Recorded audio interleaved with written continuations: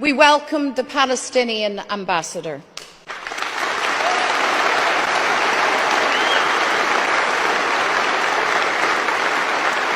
The Palestinian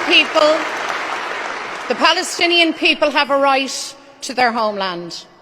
Having endured generations of dispossession, occupation, oppression, apartheid, human rights violations that should shake humanity, tonight hell rains down on Gaza.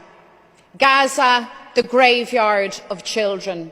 A child's life taken every 10 minutes.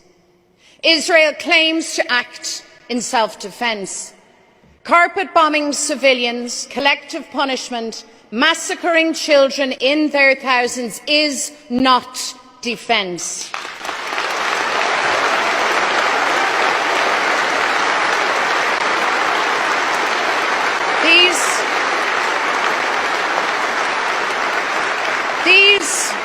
These are not justifiable responses to the horrific attack by Hamas on October the 7th.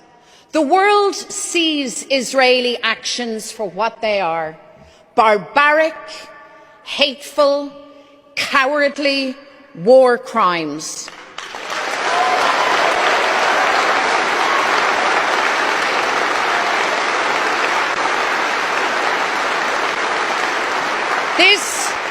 This is a moment of reckoning for world leaders, for the European Union, a test of commitment to human rights, peace, democracy.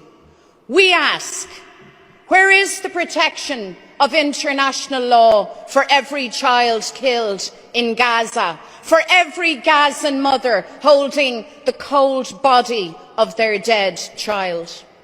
Israel cannot be allowed to commit atrocities with impunity.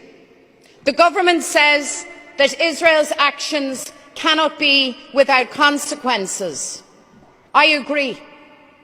That is why the Irish government must take the lead and refer Israel to the International Criminal Court and send the Israeli ambassador home.